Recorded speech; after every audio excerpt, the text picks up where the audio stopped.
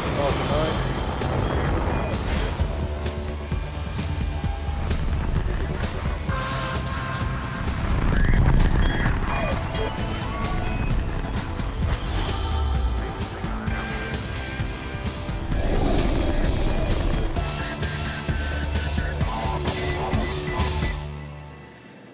Good morning. It's Thursday, September 3rd, and you're looking at a live view of Falcon 9 as it awaits its 8:46 a.m. Eastern Time launch from Pad 39A at Kennedy Space Center. Hello from SpaceX headquarters in Hawthorne, California. My name is Kate Tice, Senior Certification Engineer here at SpaceX. You're watching a live webcast for our 12th Starlink mission and our 16th mission of 2020. To date, we've launched roughly 650 Starlink satellites to orbit.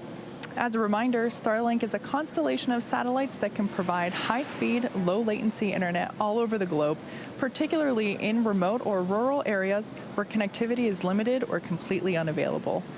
We're currently just under T-minus 10 minutes, and all systems are currently go for an on-time liftoff this morning. If for any reason there is a hold on the countdown today, we do have a backup launch opportunity tomorrow at 8:24 a.m. Eastern. So there we can see a live view of Falcon 9, which is our two-stage liquid-fueled launch vehicle. Stands 229 feet tall, which is slightly taller than a 21-story building. The booster that we see there, today will be its second flight.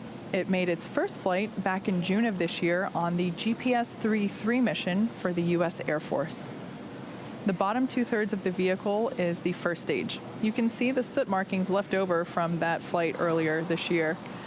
The first stage accelerates the vehicle through the Earth's atmosphere into space with the help of 9 Merlin engines located at the base of the rocket. Today, we will be attempting to recover this first stage for the second time. And today we will be attempting to do that on our drone ship, which you see there. Of course, I still love you. It's currently stationed 350 nautical miles northeast of the Cape and about 200 nautical miles east of Charleston. Above the first stage is the second stage, which has a single engine called the Merlin vacuum engine, or MVAC, and that ignites after the first stage separates. The second stage is what will carry the Starlink satellites into an elliptical orbit above Earth's surface. After deployment, the Starlink satellites will use their onboard propulsion system to move up to their operational altitude of 550 kilometers. Falcon 9 has been loading propellant since T-minus 35 minutes. As a reminder, we use a rocket-grade kerosene, or RP1, as our fuel, and super chilled liquid oxygen, or LOX, as our oxidizer to power Falcon 9. Currently, RP1 and LOX loading are nearly complete on first and second stages.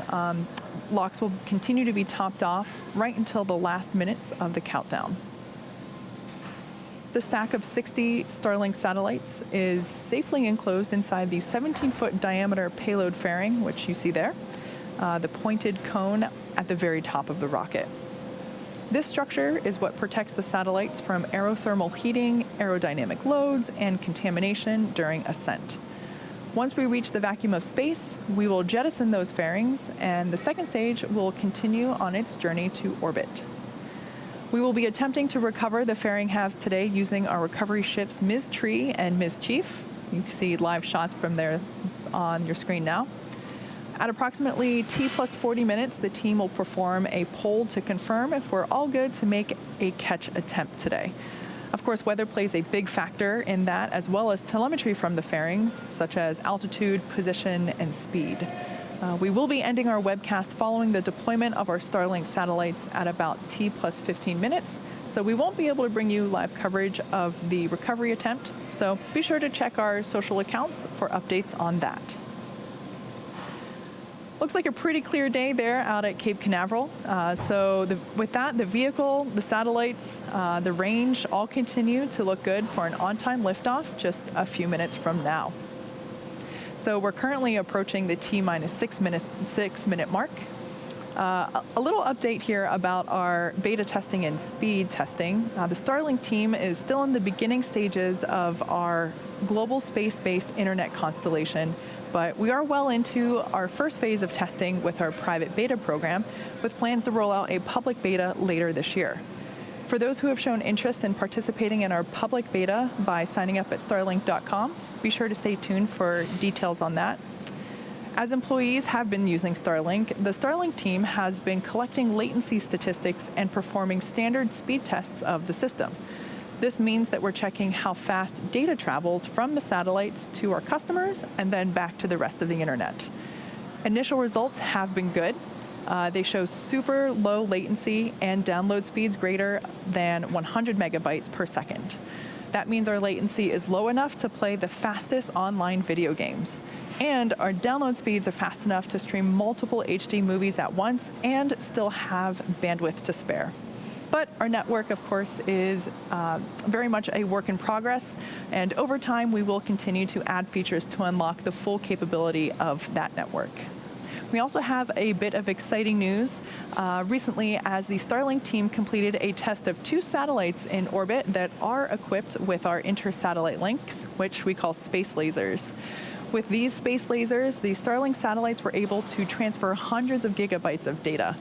Once these space lasers are fully deployed, Starlink will be one of the fastest options available to transfer data around the world. If you would like to receive updates on Starlink news and service availability in your area, be sure to visit starlink.com. So we're currently at 4 minutes and 15 seconds until liftoff, and Falcon 9 is moving into the final stages of the countdown. The first and second stages are nearly fully loaded with 1 million pounds of kerosene of fuel and liquid oxygen.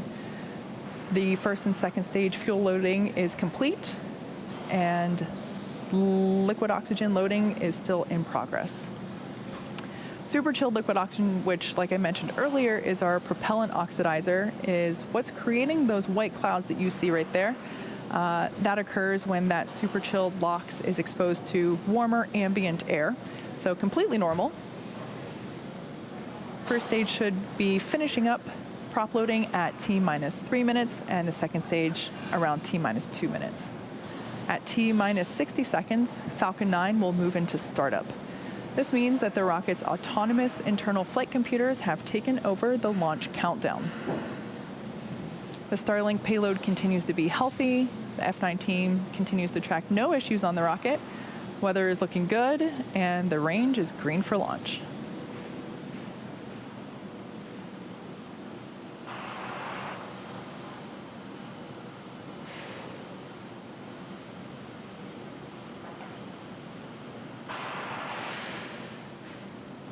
Strong wave pillars close out.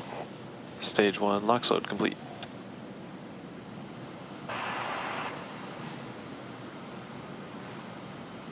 So there we just heard the call out that LOX load is complete on first stage. Like I mentioned before, second stage continues to get topped off.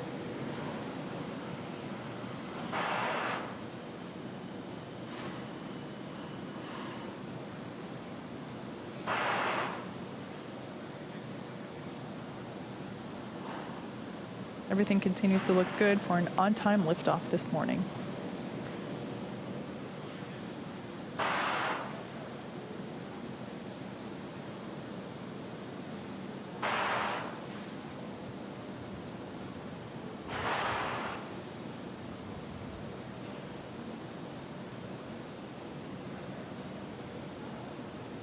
Stage 2 LOX load close out.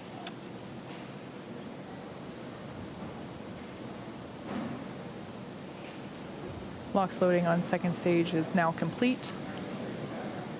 Falcon 9 is now fully loaded with 1 million pounds of liquid kerosene and super chilled liquid oxygen. Ground gas closeouts discerning.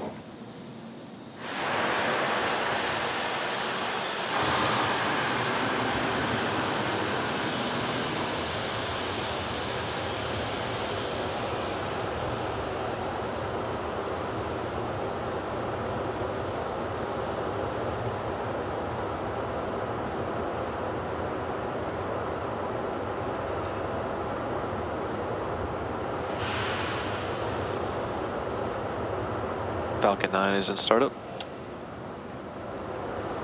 There we heard the call out that Falcon 9 is in startup. The flight computers have taken over the launch sequence. First and second stages are now beginning to pressurize for launch. LD is go for launch. Stage 2, pressing for flight.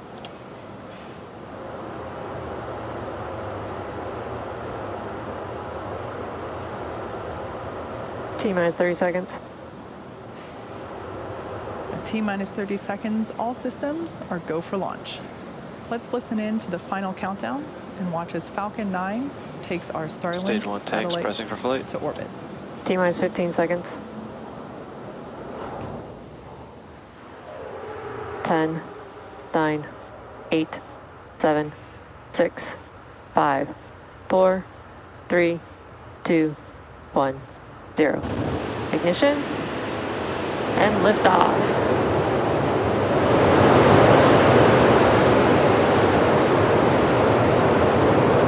Vehicle's pitching downrange. M1D performance is nominal.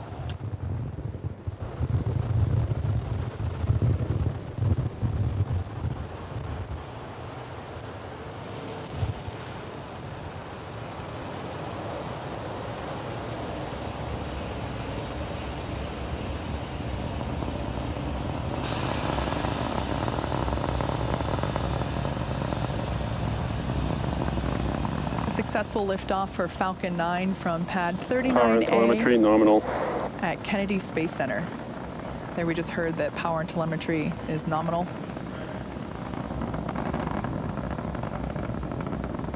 Moments ago, we began to throttle the 9 Merlin engines that you Mach 1. see. They're propelling the first stage through the atmosphere. We began to throttle them down in preparation for max Q, also known as the Max Q. All right, there we heard the call out. The vehicle just went through the moment in which it experiences the greatest aerodynamic pressure. In about a minute, we're going to have 3 events happening back to back. First will be main engine cutoff, or MECO, where all 9 M1D engines will shut down and slow the vehicle in preparation for event number 2, stage separation. As the name indicates, this is where the first and second stages will MVAC engine separate. chill has begun. There we heard the call for MVAC engine chill, indicating that the second stage is preparing for that stage sep and ignition of MVAC. After stage separation, stage 1 will start to make its way back to Earth for its landing on our drone ship, and stage 2 will continue its journey along with the third event, SCS-1, or second engine start 1, where MVAC will ignite and begin to propel the second stage along with the Starlink satellites to orbit.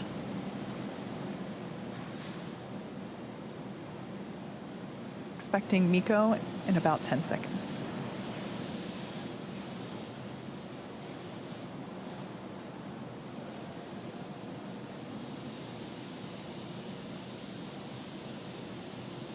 MECO. Stage separation confirmed.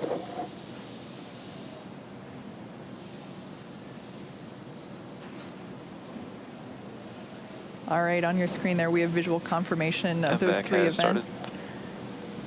MVAC is now ignited and beginning to develop that warm orange glow.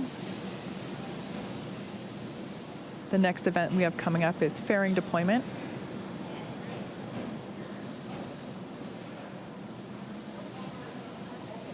Fairing separation confirmed.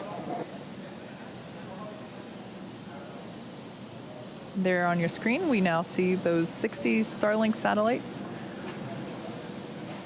Those fairings will make their way back to Earth as well.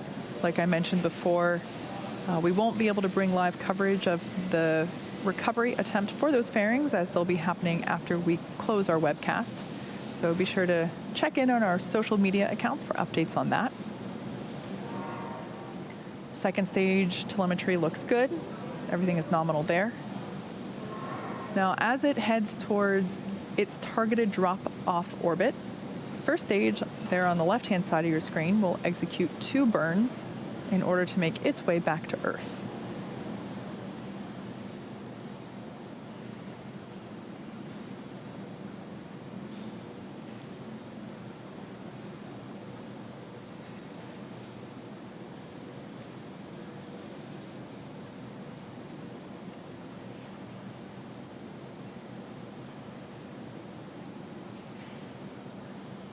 there on the left-hand side of your screen, we see the first stage continuing to coast. After stage separation, after main engine cutoff and stage separation, Acquisition of signal, Bermuda. it actually continues on an upward trajectory.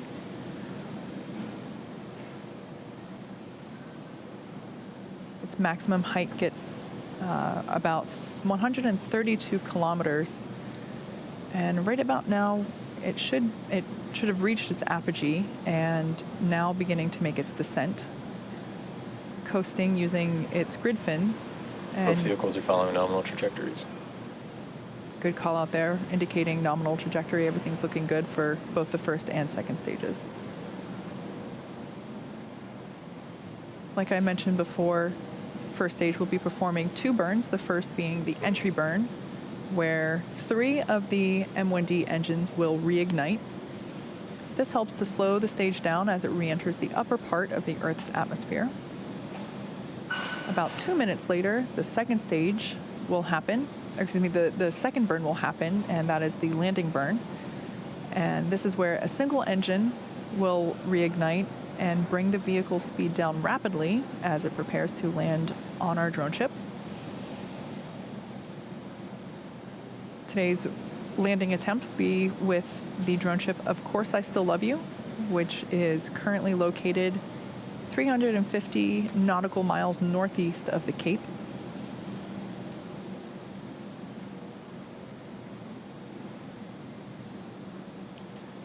The 60 Starlink satellites that we have on board today will be joining our constellation of nearly 700 already on orbit. Again, these satellites are designed to provide high-speed, low-latency internet to us Earthlings. This is especially useful in places where good internet is hard to access or impossible. So not only rural areas, but thinking about airplanes and ships will also be able to Stage 1 receive FTS is saved. high-speed, reliable internet. Stage 1, entry burn startup. So there we have visual confirmation that the first of 2 burns, the entry burn, has begun. And this will last for about another 5 seconds.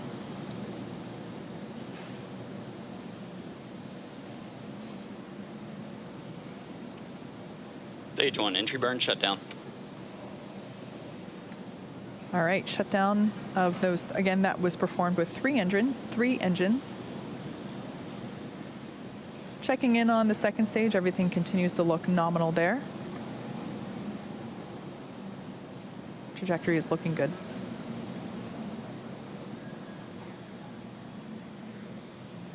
Both vehicles continue to follow nominal trajectories.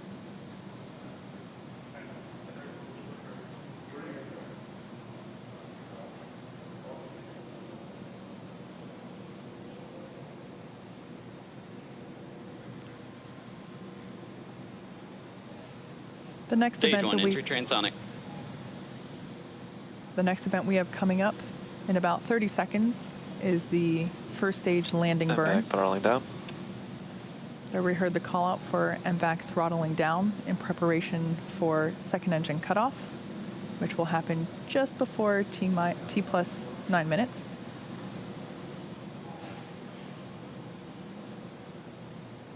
Terminal guidance. Stage 1, landing burn startup. All right, we heard the call out that the landing burn for stage 1 has begun. This will last about 20 seconds. Stage 2 FTS is saved. Stage 1, landing leg deploy.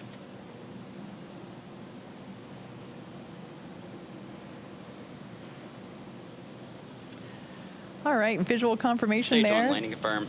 that this booster has landed for a second time. There we see a live shot from our drone ship in the Atlantic Ocean. Of Course I Still Love You. Hear the clapping and celebration of some of our first shift technicians here in the building.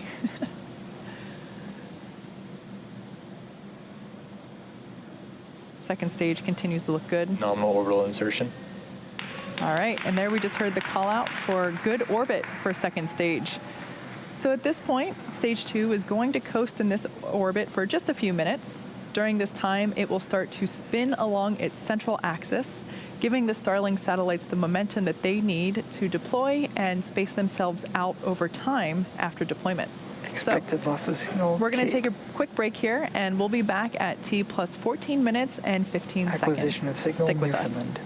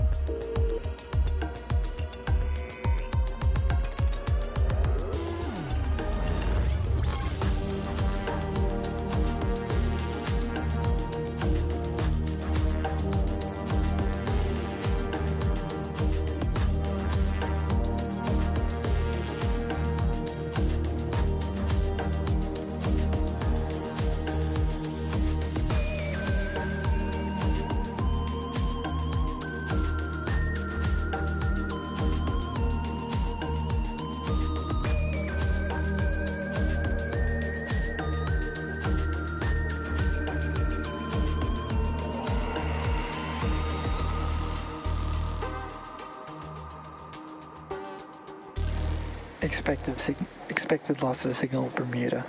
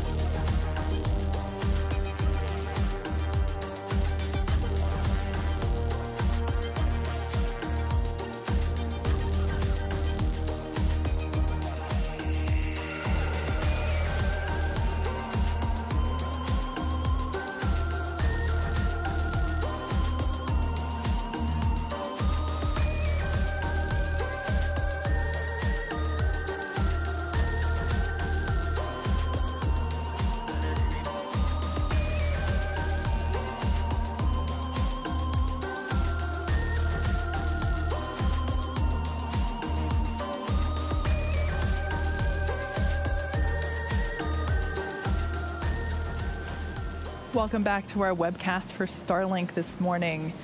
We had an on-time liftoff from Cape Canaveral and saw a successful landing by Stage 1 made on our drone ship, Of Course I Still Love You, out in the Atlantic Ocean. Second stage has been coasting along now as we are awaiting the deployment of the 60 Starlink satellites that you see stacked up there on your screen. So that deployment will be coming up here in about 10 seconds.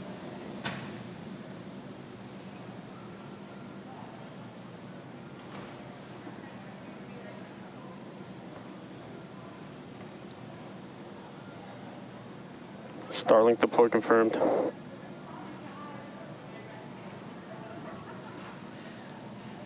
There on your screen, we see the Starlink satellites have deployed, and using the momentum that they got from the slight spin around about the rates. central axis. What a beautiful sight. Shortly, these satellites will deploy their solar arrays, and over the next few days and weeks, they will distance themselves out from each other and use their onboard ion thrusters to make their way to operational orbit. And with that, we'll be bringing our webcast to a close. Thank you to the Range and the FAA for supporting today's mission. If you're interested in getting future news about our Starlink service, head on over to starlink.com and sign up for updates. Follow our website and social media platforms for updates on our next missions and milestones. Until then, have a good one.